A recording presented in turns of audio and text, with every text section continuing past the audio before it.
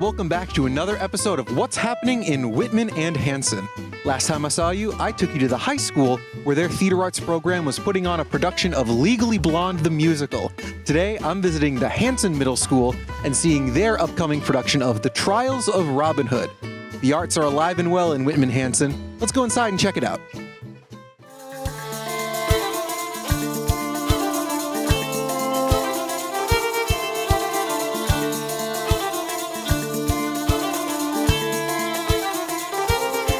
Hi, I'm Madi Storey. I am the city teacher here at Hanson Middle School and one of the directors of our show this year. I'm Emily Brain. I'm the 7th grade ELA teacher at Hanson Middle and also one of the directors of the play this year. And I'm Ryan Foley. I teach 7th and 8th grade math and the 3rd and final director of the show. So do you guys want to talk a little bit about like your background, like any maybe experience you have in theater and like what led you to taking a job here? Sure. I'm from Hanson. I grew up here, went to school here, all the fun stuff.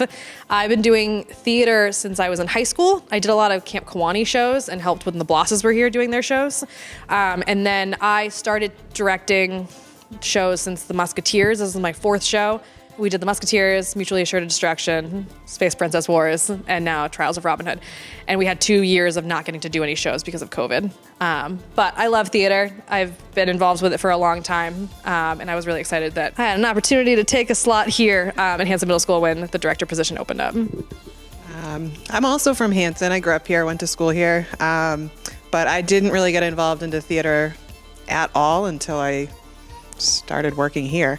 I had one class in college that was really interesting that I enjoyed, but I just kind of got into it here with these guys, and it's a lot of fun. It's a lot of fun to work with the kids.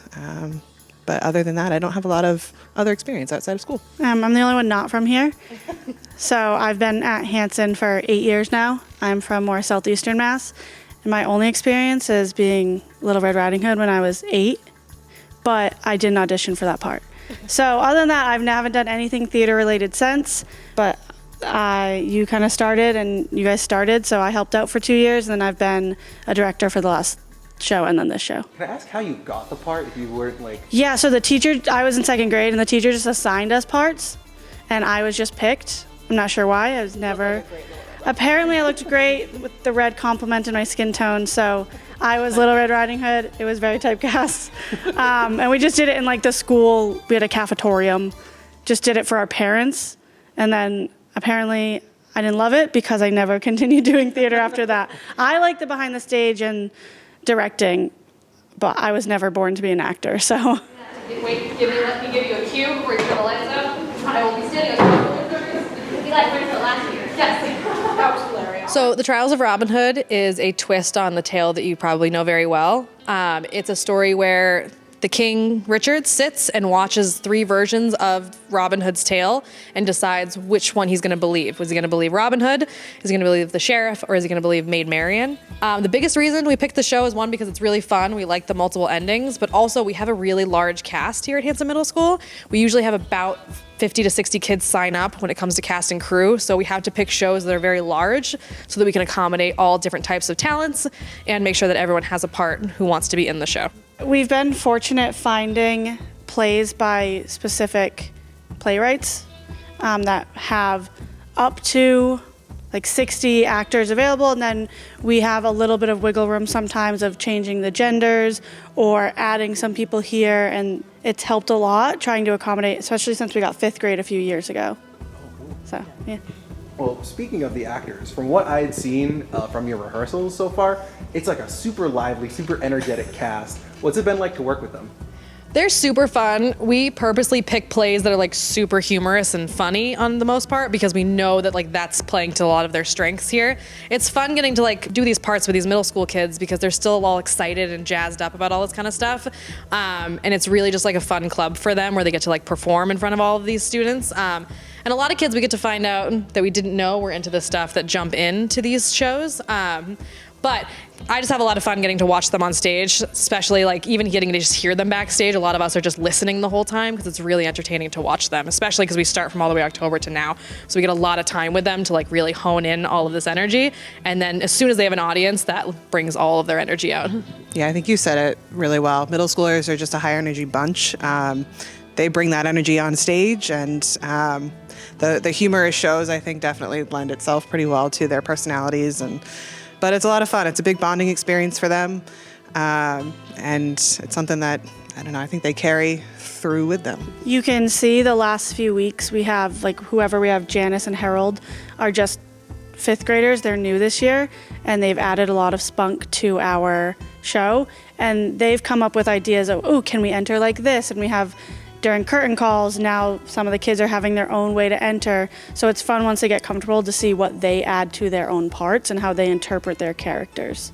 A lot of them, this is the first time they've ever been on stage, so we approach it very much like trying to be really encouraging, trying to kind of hone their skills, turning your body and like cheating and all that kind of stuff, and getting them kind of into it and excited about it first before we start really like honing in on any big acting skills. Just hoping they have fun at the first point because it's just supposed to be a fun after school club, and just trying to encourage them and get them excited to be on stage because a lot of kids this age have a lot of stage fright. So we're trying to hopefully make them very comfortable, and all the other actors are really helpful. Now that we've done it for a couple years, we've worked with these 7th and 8th graders for a long time. So they're really good influences on the younger kids coming in to kind of really help them feel comfortable on stage and kind of teach them their ways too. We get to watch them a lot, showing the younger kids how to do different things. And they come from a lot of different theater companies too. That a lot of them don't just do our company, so they bring forth their own kind of energies in that sort of world. But we try to be really careful with them just because they're little, and we want to make sure that they still enjoy this and that they don't get scared on stage and that they still want to come back and not feel like this was really intimidating for the first time they've ever been on stage.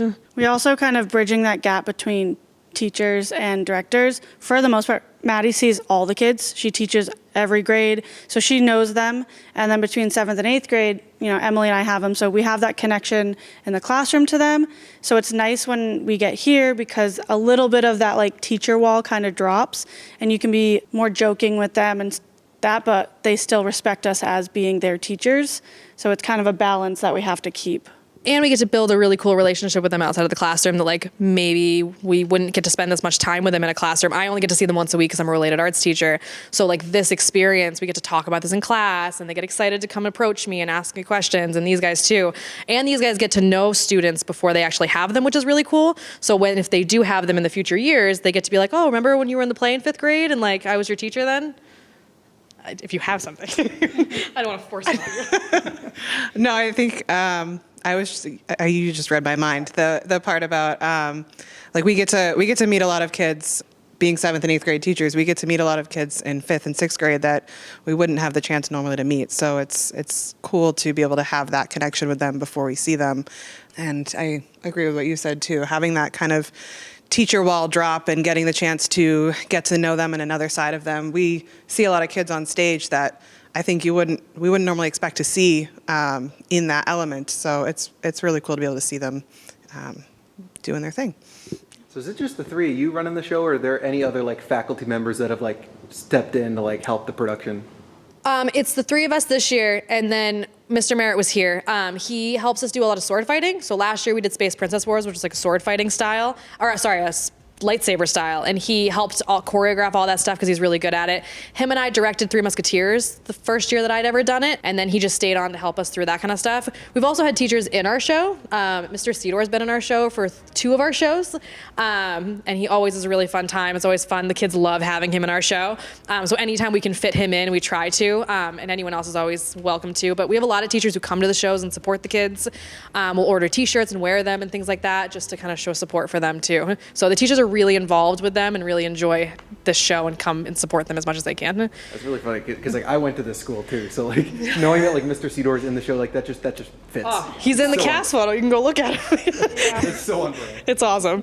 Yeah. So at the time of recording, I can see you guys have been involved with like tech rehearsals, and it seems pretty chaotic. And a lot of people that aren't familiar with theater don't really know what goes on during those. Could you like talk about that? Sure. I mean, we have a lot of limitations in this space specifically. It's an older theater, so like our curtain's not the typical curtain where you'd see in a normal theater. It has legs, so we build the stage to kind of build that so we can hide things behind the set backstage. We actually don't have our lights in yet, but we have to order lights every year that kind of will light up this stage because this lighting system's a little ancient. But we love putting in like sound effects when we can. We have 2 speakers on the side of the stage, so we have like a whole list of Google Drive of sound effects. Miss Brain is in the booth this year with those guys with the spotlights up top. And we try to do as many lighting effects as we can, but we have kids running everything. Every kid is running the sound booth and the kids are running the spotlights. So we try to make sure that it's something they can do, but also kind of challenging them a little bit to give them some cool effects for the show. Well, this is my first year up in the booth. Usually I'm backstage, so it's been a learning experience for me too. But having the kids, I think, take the lead on doing the lights and doing the sound gives them a lot more kind of agency in the show, and it's more like they're taking the lead and we get to take a step back and just kind of support them and guide them through it. It's pretty straightforward, but definitely a lot of cues to remember, and a lot of practice goes into it. Did they help paint the sets and everything too? Yeah, so usually most years they'll help us come in and we'll do props and sets and things like that. So we came in during April break and worked on a lot of this, and then they helped us with bits and pieces of it.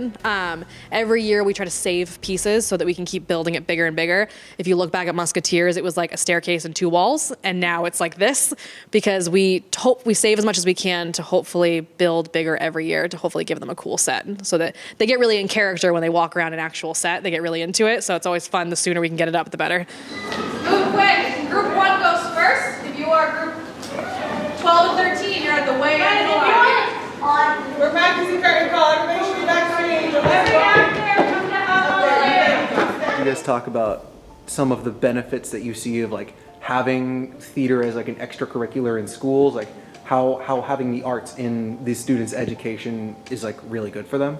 Yeah, any creative outlet I think is essential, especially for middle schoolers to get an opportunity to try everything, like with related arts, anything like that. But it's really amazing too to watch kids that we've seen since 5th grade and watching their confidence grow a ton. Just getting to come on stage and perform and getting to do an outlet that maybe, we've had kids join that maybe they joined in 8th grade and they just decided this was something that they were into. And we got to watch certain kids grow and we got to watch certain kids thrive. And I think any type of creative outlet is really essential for them, especially at this age where they're building their self-confidence and their self-esteem. Like this can be a really cool outlet for them. And just the ability to get to meet all these different students from different age groups. They're not kind of isolated, especially from Hanson. We're a very tiny little town, so like sometimes you get stuck in your own grade and you follow those kids around your whole life. So this gives you the opportunity to get to know kids from other grades, and they build these friendships that we watch through high school, and these kids come back. Like we have freshmen coming back to watch this show because they want to support the 8th graders and 7th graders and the 5th graders or the 6th graders that they performed with last year because they keep these bonds going for a long time. I'm always amazed most with the kids, I said it earlier, but the kids that you wouldn't normally expect to see necessarily on stage, that it's kind of outside their comfort zone or not their usual after-school activity. And those are sometimes the kids that we get to watch come out of their shells and just really shine on stage. And for the most part, they end up loving it and they stick with it. And that's a really cool thing to see theater bring into their lives. But also, I think the kids that aren't involved in it, as part of cast and crew, they get really excited to be able to come and see their friends in the show too. The buzz is definitely spreading around the building even this week as we get closer to the show date. So hearing some of the other kids that maybe aren't involved in theater but are excited to come and watch a show that may normally not go to a show, I think is a really cool and, special thing that theater brings. One of our leads, it's his first year doing it, and he's in 8th grade, and he just did so well. And then one of our other leads is a 5th grader, so you never know the talent you're going to get also a lot of kids, and I think a lot of times sports is like the emphasis of what kids should be doing after school. And while that was true for me and I never got into theater, I think it would have been really cool if I had done like backstage stuff. So I think offering the backstage version and having actors, you offer just such a wide variety of stuff that kids can be interested in and, you know, do really well at and show success in just other areas of their life. Ready? Up. Bow. Up again. Bow. We are going to sell tickets at the door. They're $10 a ticket. You can just show right up to Hanson Middle School at the auditorium, and we'll have some fun cast crew members chilling at the front to sell you your tickets and give you your playbills. We hope you come to the show. We hope you enjoy it. Every show has a different ending, so every show you come to will have a different ending depending on what's picked in terms of who the king decides is truthful. It's May 5th and 6th. May 5th is 7 p.m. and May 6th we have two shows. We have a matinee at 2 and we have a night show again at 7 o'clock. And then those are our 3 chances to get to see the show.